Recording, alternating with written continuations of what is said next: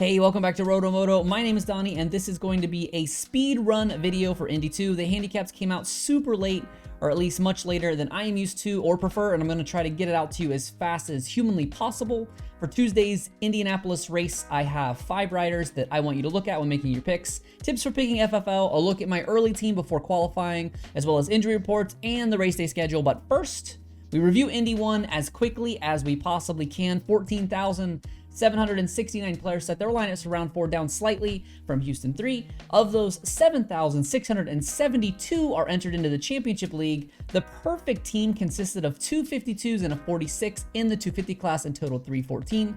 Throw in 2 FFLs and that would have made a 344 the highest possible score. No one got anywhere close to that score.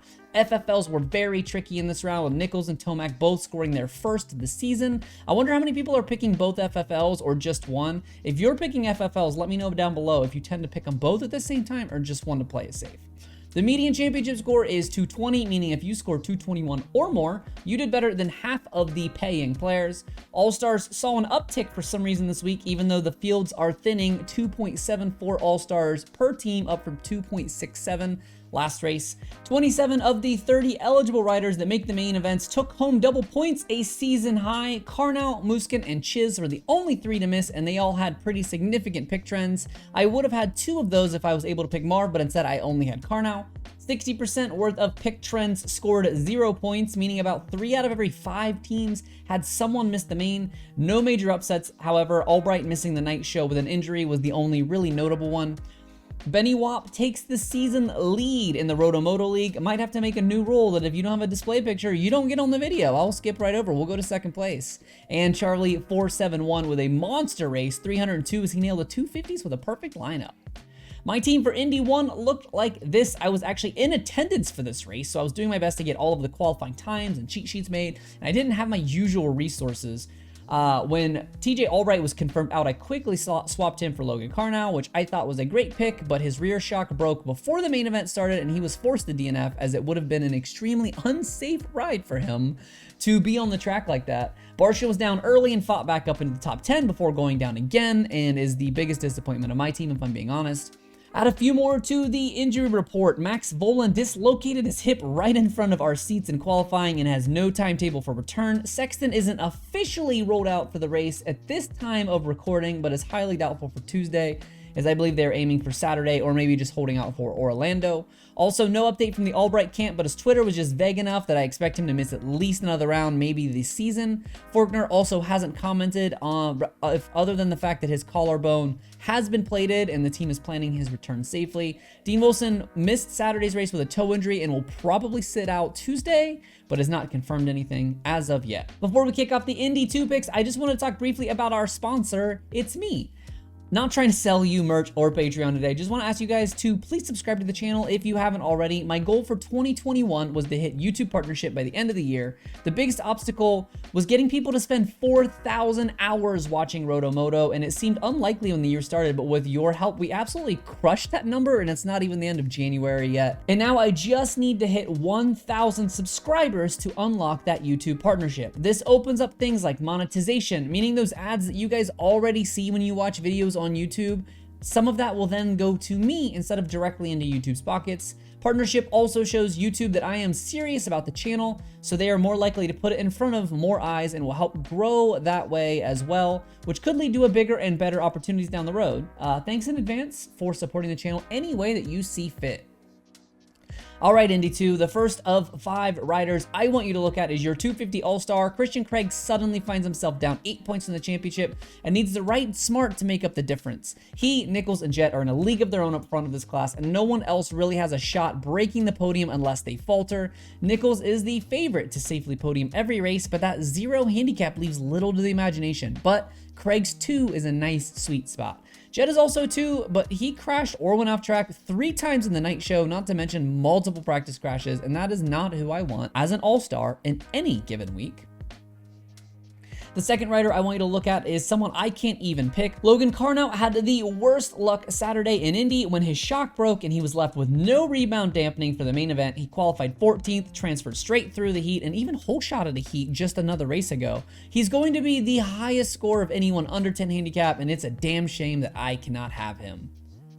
Every week, I give out a high handicap hero of the round. This goes out to the rider I think has the best chance of making the main and scoring great points. That is the handicap over 10, specifically for those of you that like to sweat through the LCQs. On this one, I feel like I'm kind of cheating. Wilson Fleming stays in 11 after finishing 17th in the main on Saturday night.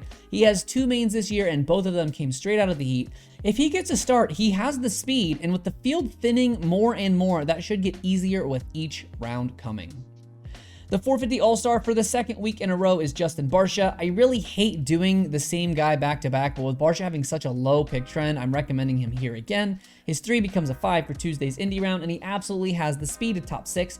He needs to get back out in front early, though, as working through the pack is what's been getting him in trouble. It starts in the heat. In Indy 1, he was 10th starting on the first lap, which led to a 12th place gate pick in the main. Look to see him bounce back to leading heat races and getting gate picks and starts in the main.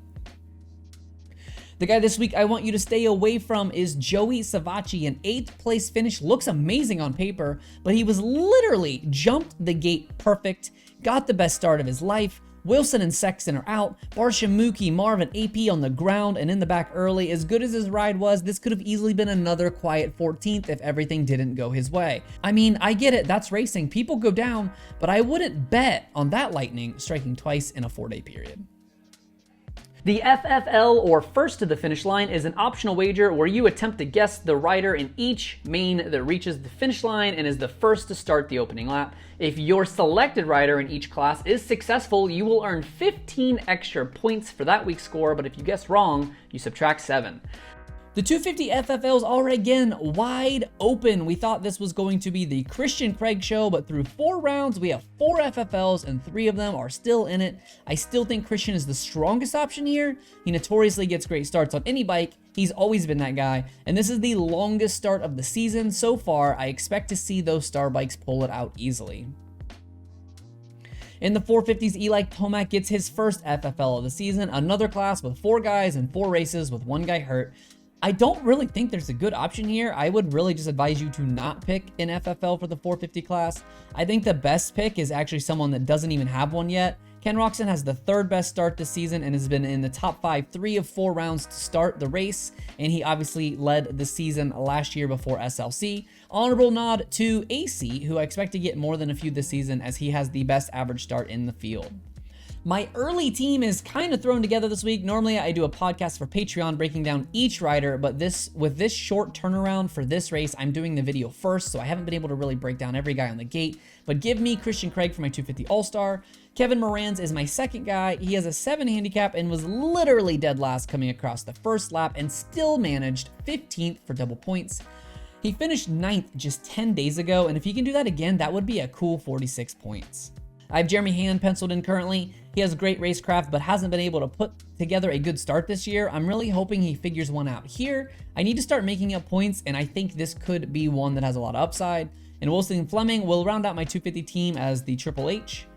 450s, I have Webb as my all-star because I can't take Barcia. I don't have a good reason for Webb, as much as I have a good reason to not pick the other 6. He's the most likely guy to finish top 4 or 5. I have Marvin at a 0 because Indy is his playground and he has a legit chance to win on Tuesday. Martin Davilo stays at a 7 and showed speed but had so-so results to show for it. As long as he doesn't break the bike or his body, he should have no problem finishing 17th even with a crash. And I'm rounding out the team with the Chiz. A 10 handicap here is just candy from a baby. No FFLs for me. I'm already down 21 points with those and I am ready to cut my losses. Those babies are sunk. Tuesday's race is a little early. Race day live kicks off at 1:30 p.m. Eastern for a 3-hour program. Patreon backers can expect the cheat sheet at around 6 o'clock Eastern, with the basic cheat sheet hitting Twitter and Instagram about an hour before gates drop. Picks lock at 7:30 Eastern, and the racing is live on Peacock, but on a 3.5-hour delay with NBCSN. The Peacock app, by the way, is only $5, and you can actually get 7 days free if you haven't signed up already. And returning after a race off is the Roto Moto after show, immediately following trophy presentations and a podium interview. The program goes for about an hour. It's a live show on YouTube where I will talk directly with you and break down the stats and info from the round, talk some trash or just talk some moto. It's been a blast and it's honestly become my favorite part of doing Roto Moto. Don't forget to follow at RotoXMoto on Twitter and Instagram for qualifying insights, injury updates, stats, and banter as the race goes on, and of course, those ever important fantasy cheat sheets. And if you want even more help making your picks, be sure to check out and subscribe to the Roto Moto on Patreon for more access to the enhanced cheat sheets, chock full of more data than you can imagine to help you make those huge point picks. I want to give a shout out to the current Patreon supporters. This channel is made possible by good people like Dave S., Lee S., Kathy Hawaii, Greg F., and Jason S. Thanks as always for watching Roto Moto. My name is Donnie. I will see you on race day.